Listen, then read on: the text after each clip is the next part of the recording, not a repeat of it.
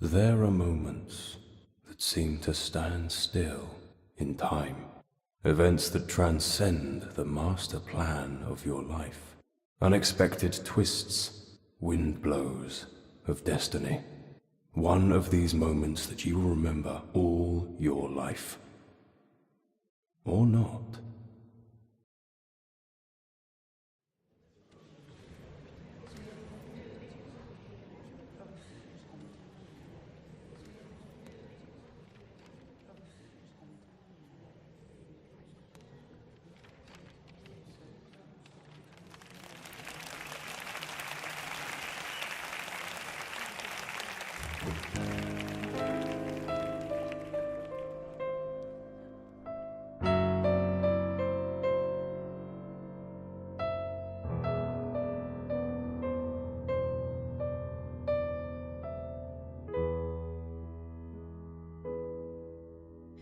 Like a broken doll, the time to play the game is gone, has passed away. There's no simple reason or lost secret way to be what it could have been one distant day. Like a broken mirror, dry now your crystal tears and carry on away. It's the only you can do and nothing more to say. The scratches of your being have to tear your skin.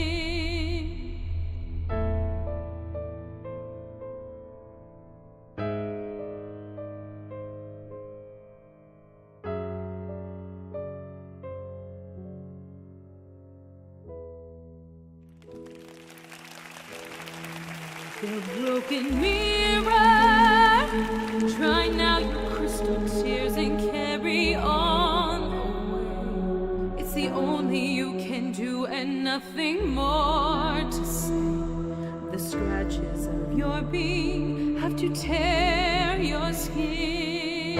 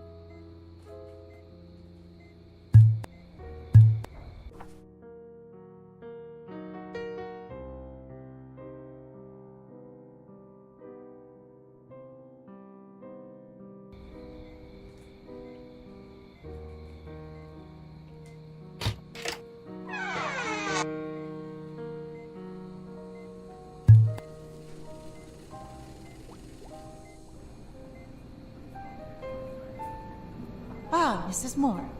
I'm glad to see you're feeling better. Dr. Stern is waiting for you in his office.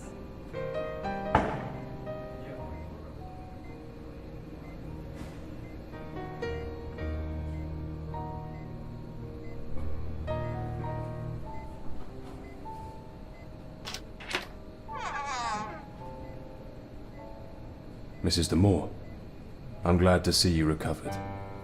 Please come in.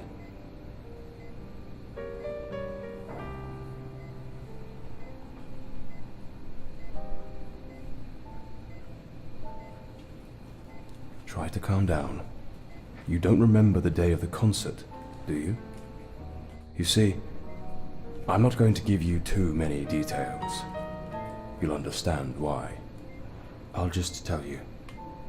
You've been in that state for years. You're an inpatient here, in the private hospital that my father founded. In fact, we have already had this conversation several times. But inevitably a short time later you fall back into an amnesic state. but I have good news for you today. Thanks to the tests we have carried out with you during this time, we have been able to develop a drug that can stop the forgetfulness process. The price you will pay, however, is hyper-reality. This drug has a powerful side effect. You will have a hard time discerning between what is real and the images of your subconscious. Mr. Moore, I would like to make you a proposal. A somewhat risky experiment, but also the only chance you will have to recover your memories.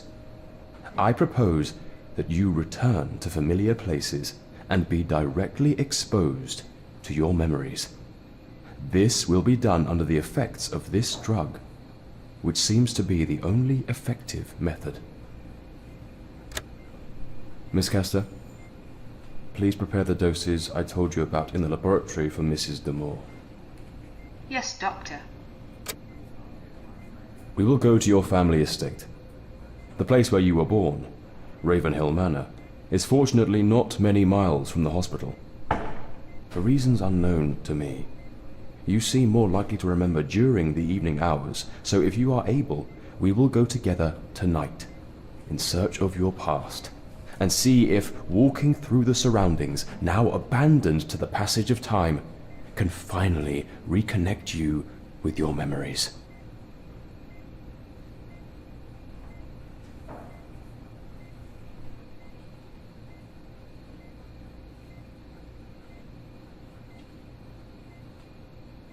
It's too much information all of a sudden.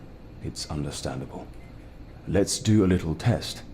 Back there, you will find a box with personal objects from when you arrived.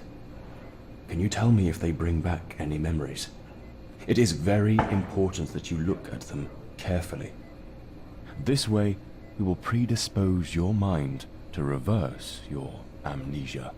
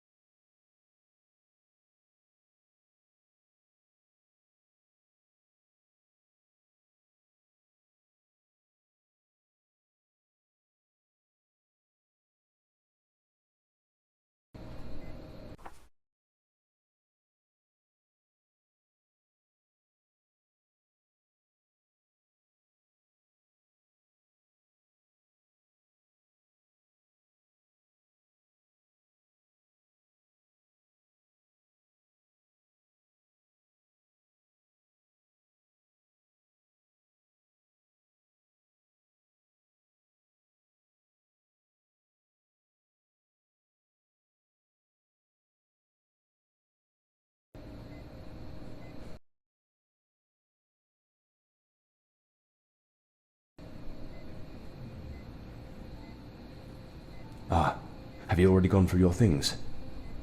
Tell me, do you feel ready for the experiment I have proposed to you? Perfect.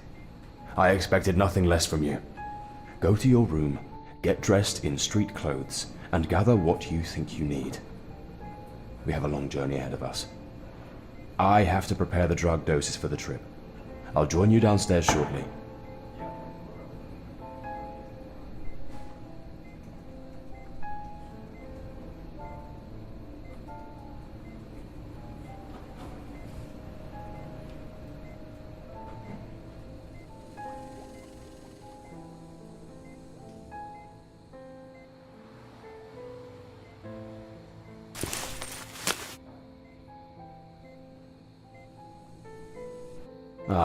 Mrs. D'Amour.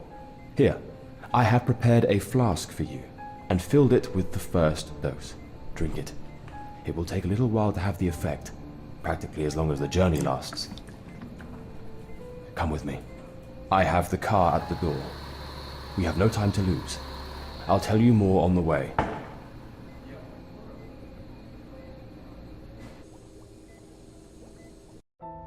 If you like, we will begin to prepare your mind.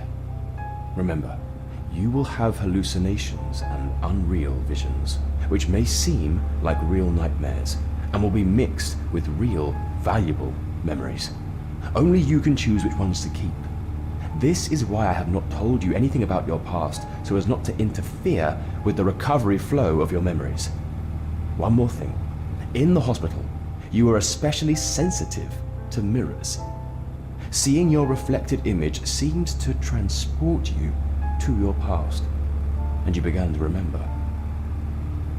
Still, it was enough to see your reflection again, to fall back into the amnesiac state and reality without memories. So the mirrors you encounter will break the reality in your mind. But don't worry. Conditioned by the environment that was part of your past and this experimental drug, everything should be fine.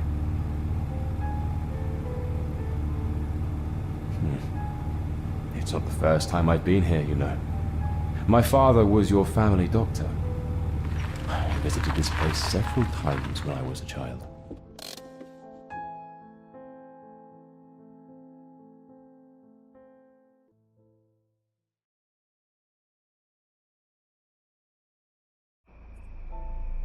We have arrived, Eliza. Ahead of you is the path that will shorten our access to the village and the dollhouse facilities. How are you feeling? The drug should be working by now. Well then, it's the moment of truth. So from here on, you'll have to go on alone. But don't worry, I'll keep a close eye on you, trying to monitor your process. It would be best. I might get in the way of your memories, and this experiment won't have the desired effect. You must go straight ahead until you reach a fork in the road. One leads to the village and the Ravenhill countryside, and the other leads directly to the mansion. I advise you to take the second. Remember, Eliza, the subconscious will talk to you in many ways. You will not be able to distinguish reality from what your mind is explaining to you. Try to understand the symbols, the signs it will give you. They can be images, they can be noises, they can be words. Be attentive, Eliza. Be very attentive. See you later.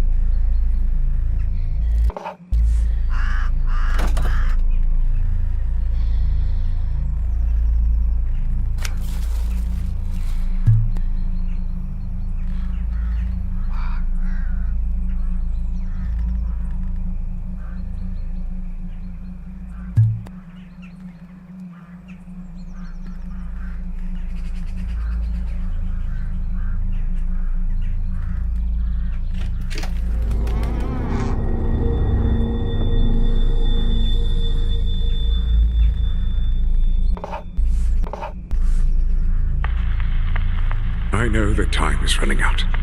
I can feel the breath of death. So tonight, I want to record everything that has happened over the years. What started as the happy county my ancestors filled with prosperity has been transformed into the most horrible and darkest of places.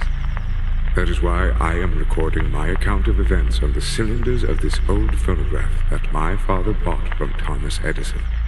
I am Aristide de Moore, 4th Earl of Ravenhill, and I want to begin my story by cursing the day when Lavinia, my wife,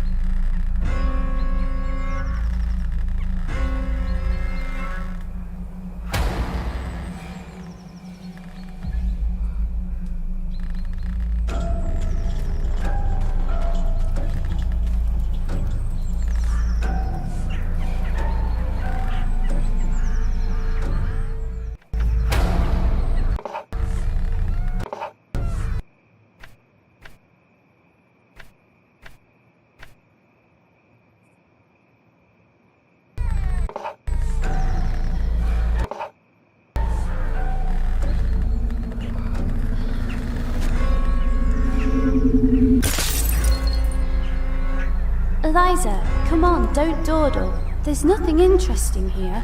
We must go to the house opposite. From there we can get to the church.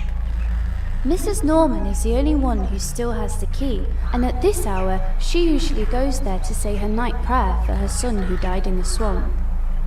You must follow her, but be careful. You can't let her see you or we won't be able to get in. I'll wait for you at the cemetery.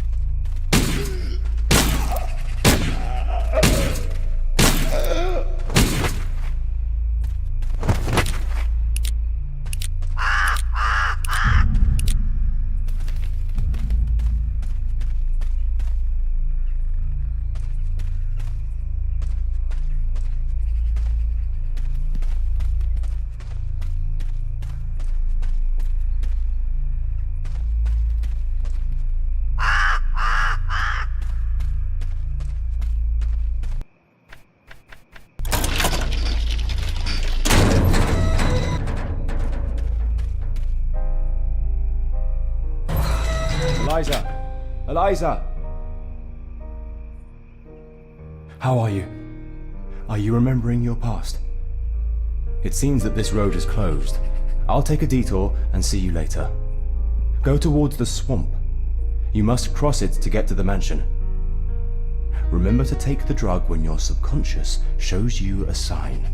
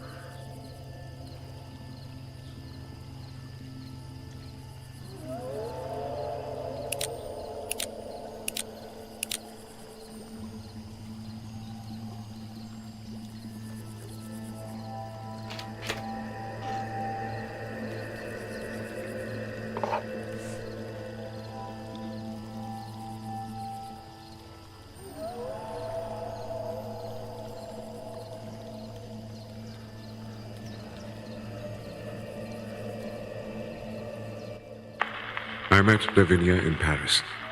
At that time, I was the heir of a family with a long tradition and lineage. I was captivated by her artistic and bohemian spirit. Deep in my heart, I knew that I had found someone to spend my days with. Lavinia and I got married and started a successful doll-making business. Lavinia knew strange secrets that gave the dolls an almost human appearance. As well as under Lavinia's orders, the whole of Ravenhill Village ended up working in the Demore family business. Soon, the Dollhouse brand and our products gained fame and prestige. Nothing foreshadowed the horror.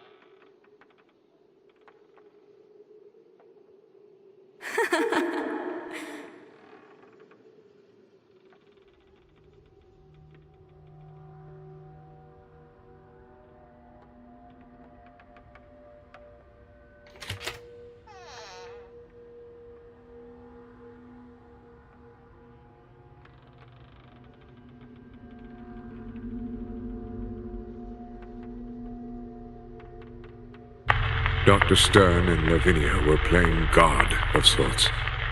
Lavinia's workshop looked more and more like a sinister laboratory, with strange containers filled with a substance they called organic porcelain, petri crystals with cell cultures. But most terrifying was the creation of that humanoid spawn they called Adam.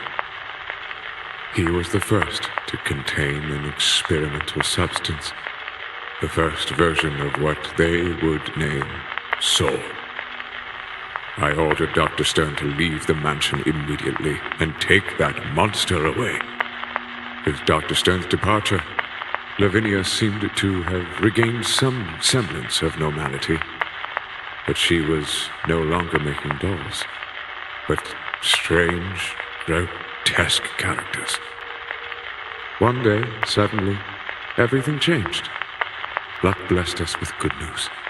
Lavinia was pregnant. Months later, our first daughter, Enora, was born.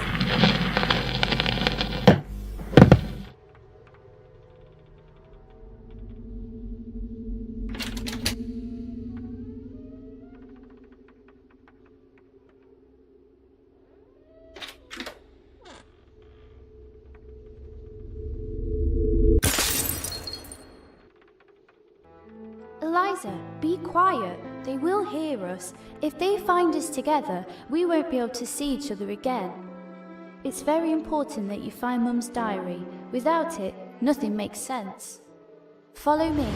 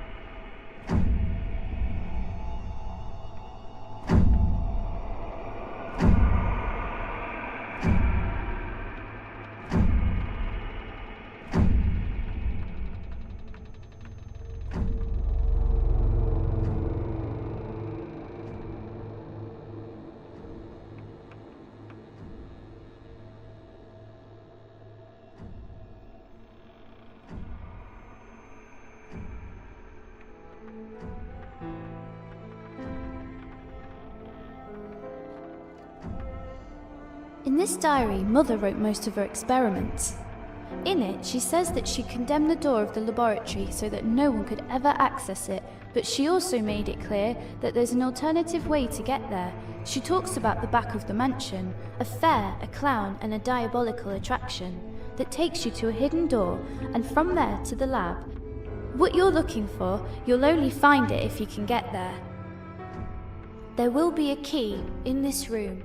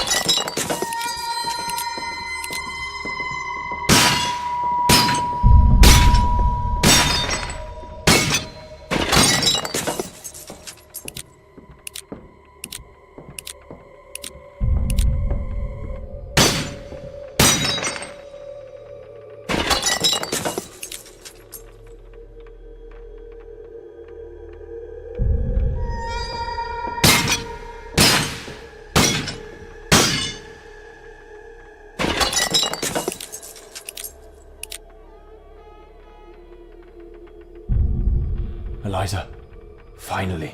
I've been calling you for a while. How is your progress? I hope the memories come back to you without too many shocks. I think I figured out how to open some locks. I'll keep trying while you keep exploring. If I find anything important, I'll let you know. Don't forget to take your medicine. It's more important than you think.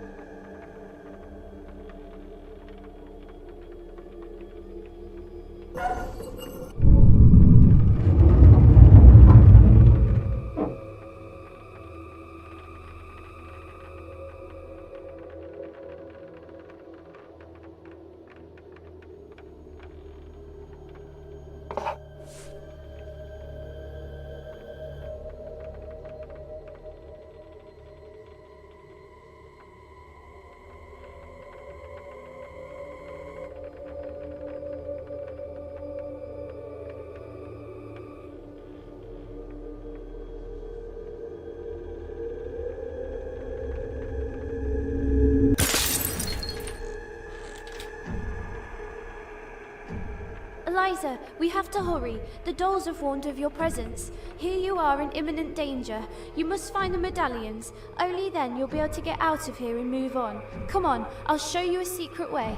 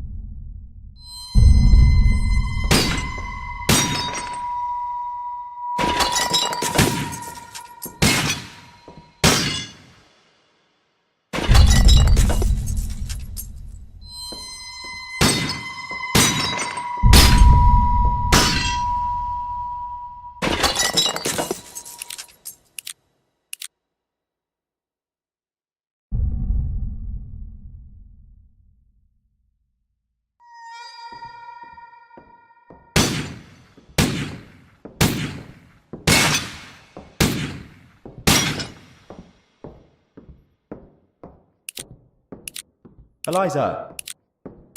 Eliza, come on. I've managed to open the door to the rooms on the upper floor. Come and take a look around. I'm sure they will bring back more than a glimpse of your past. Take a look in here. I think it will help you remember.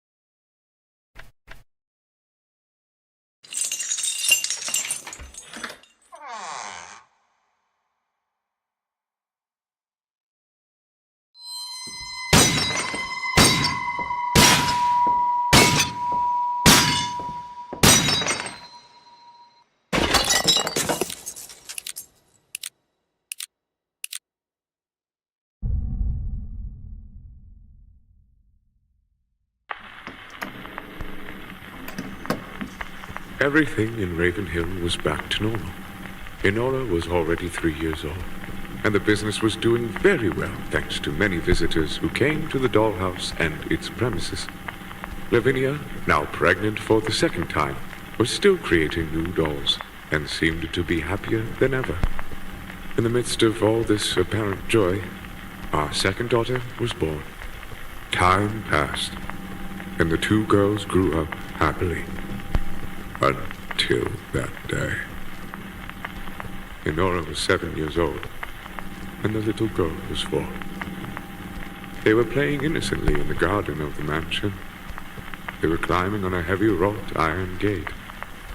Suddenly Honora began to play, moving the gate up and down on its iron rails. We don't know how, but with one of Honora's pushes, the door came off the guide, falling heavily to the ground and fatally collapsing on her sister's little body. There was nothing we could do.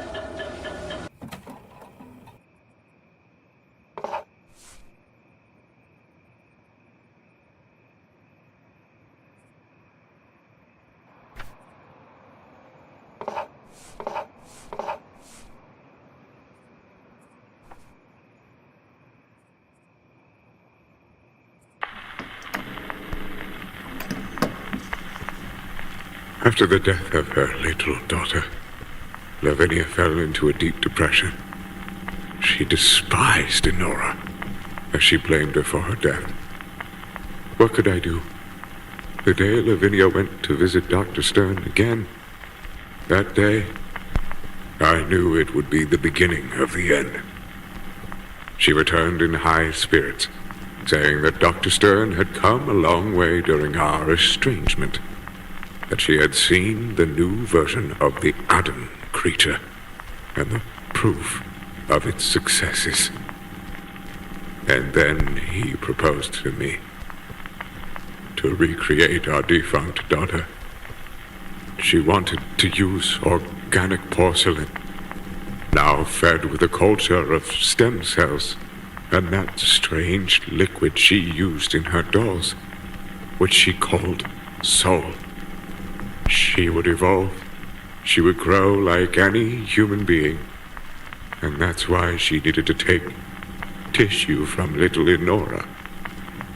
I couldn't believe what I was hearing. Lavinia had completely lost her mind.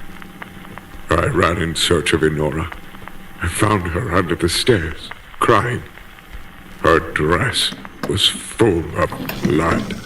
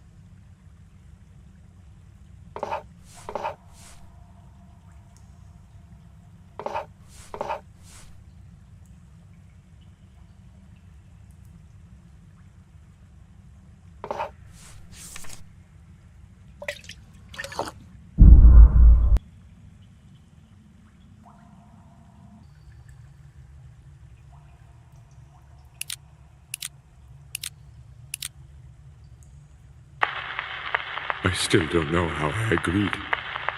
I just wanted that nightmare to end forever. So, Lenora and I had to live with that creature, that emulation of our dead daughter. When I looked at her, I could not see the slightest hint of humanity. Her eyes were as cold as those of a soulless being that needs to fight for its survival. You know, with her little years of age, seemed lost. She was conscious of having caused the accident that killed her sister, but being able to see her there again disturbed her. The poor girl wanted to believe that this freak was really her sister, although I always thought she really knew the truth. I was afraid of her. The creature had a fragile stability whose material rotted very quickly, and I didn't know when Lavinia would try again to get new organic tissue. I was not willing to let Lavinia torture Enora with more extractions. Again, I threw Stern out of the house, and with the help of Lavinia's workbook, I programmed all the creations, dolls and other characters, to be her defenders and bodyguards. Neither Lavinia nor that horrible creation could ever get near her. Enora was protected.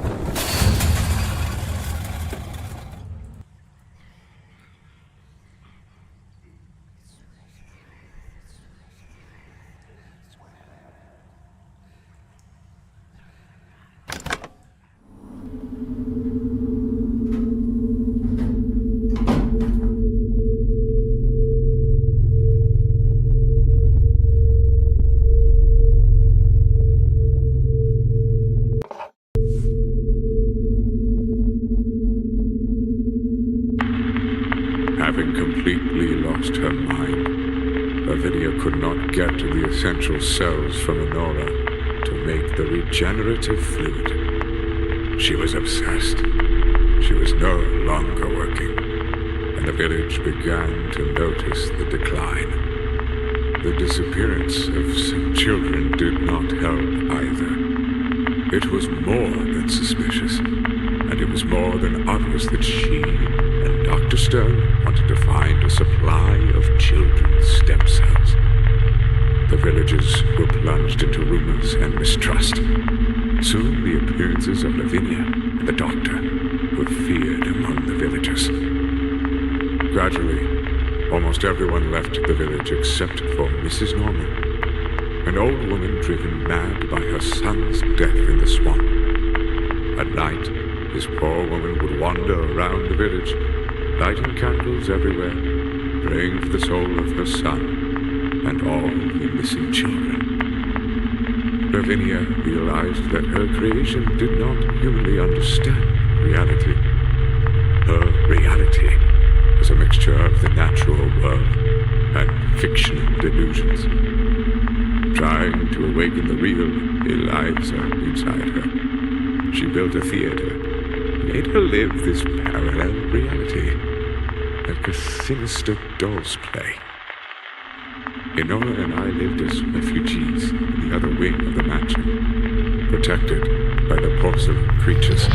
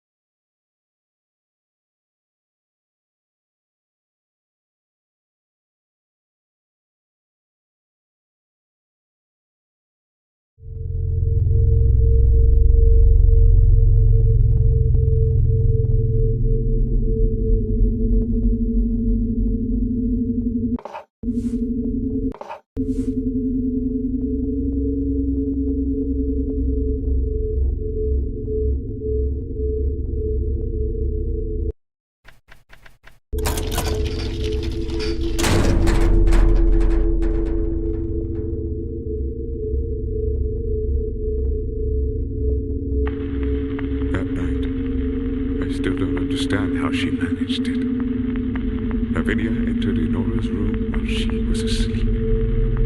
She had left the fake Eliza singing sinisterly in the underground theater. Nothing was said.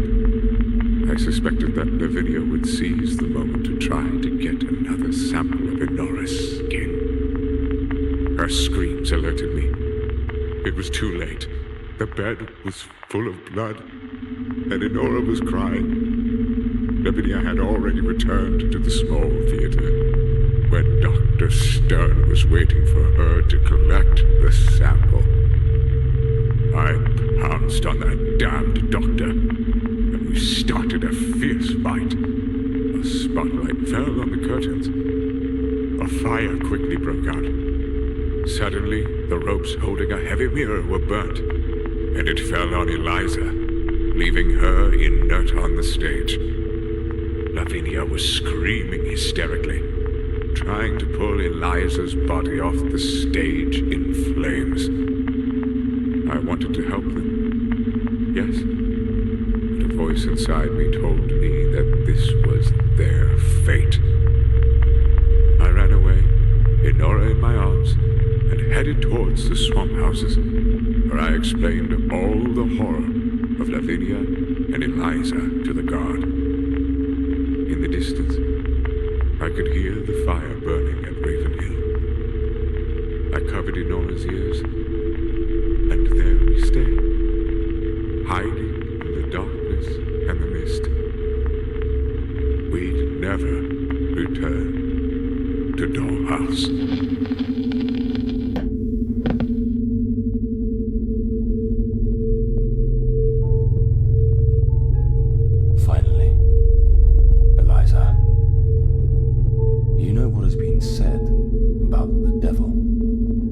The hardest thing for him is to make those who sold their souls remember his pact.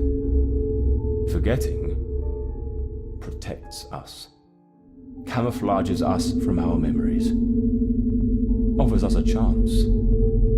Forgetting is magic, isn't it? But you were here to remember, Eliza, to know what became of your soul, to explain yourself the way to the laboratory that only you and Lavinia, your mother, know about. Yes, I am Adam, the creature that materialized my father, the real Dr. Stern, that selfish old man who wanted me to die when he died. And my father's death sentence is already taking effect. So I needed you to find the diary and retrieve the formula.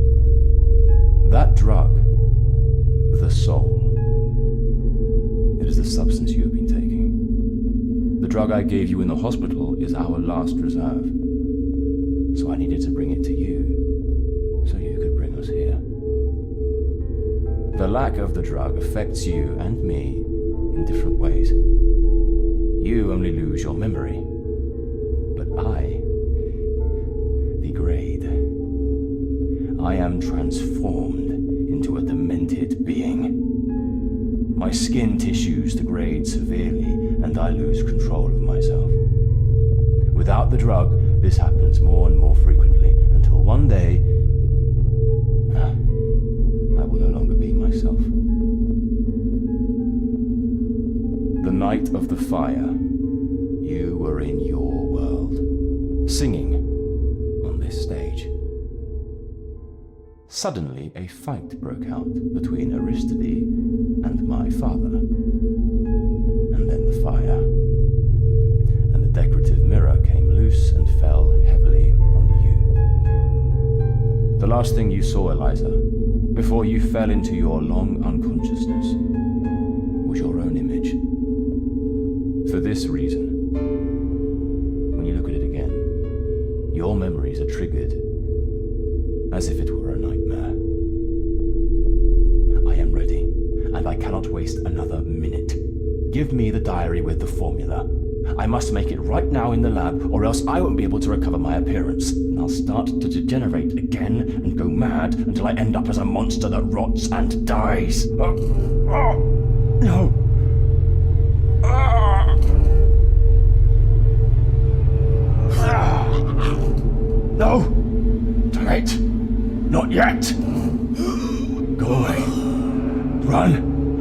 away from here.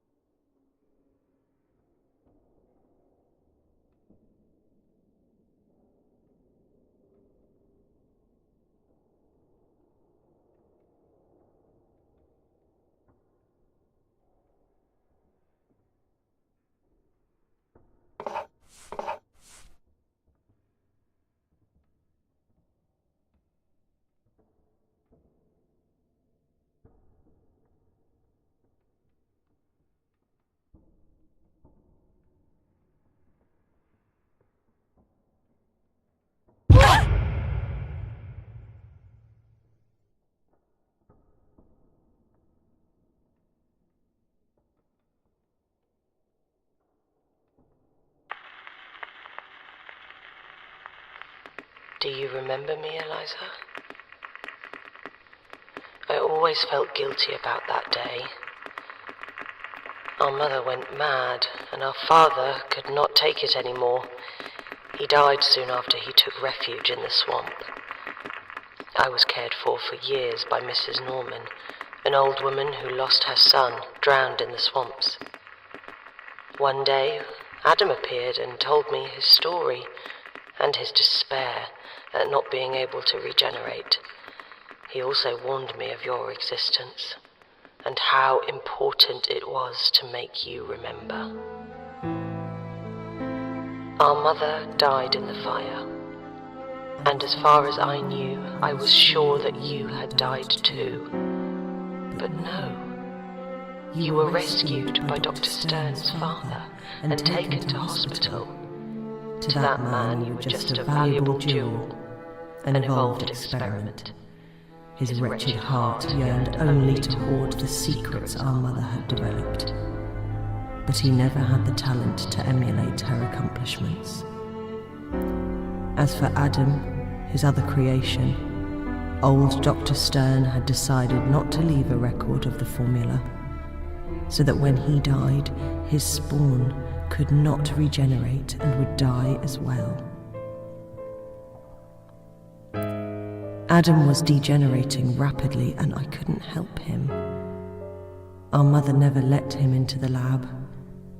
Only you could search your subconscious and remember how to access the lab, get the diary with the formula, and thus make his regeneration possible, and yours as well. The doctor spent the last doses on this trip. We have the formula, Eliza. You can stay here with me. We will resurrect this house. Everything will be fine. Come with us.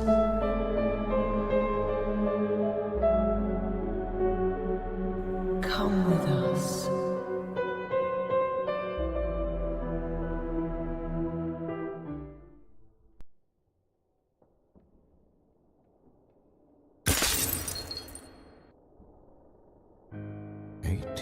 Of February 1912. Diary of the Stern Hospital Management. Section log. Admissions and events. A fortnight ago, at 2 o'clock in the morning of Thursday, February 3rd, Eliza de Moore, patient 24354, awoke from a deep coma in which she had been since the terrible tragedy which devastated a large part of her family estate, the Dollhouse. On first inspection, The girl appears to be in good physical condition, but her mental state is not. The girl's brain does not seem to assimilate reality correctly. She has erratic behavior and suffers from episodes that alter her conscious state. Her mind seems to be transported to another world. When she wakes up, she remembers nothing. It is as if this state of obnubilation erases the data from her mind. And when she wakes up, everything starts all over again, with no memories and nothing to hold on to. Despite this, in her episodes of disconnection, she seems happy, spending hours in the playroom, talking to herself and playing with her dolls. I judge this interaction with toys to be positive and hope that in time it will serve to restore her memories and her sanity. My son Adam is still fascinated by her. I don't know if it's because I have awakened his vocation as a doctor in him, or because they have more in common than they think. I don't know. Maybe I shouldn't write this. But when I watch her while she's in her world, I discover something sinister about her. Her gaze gives me chills,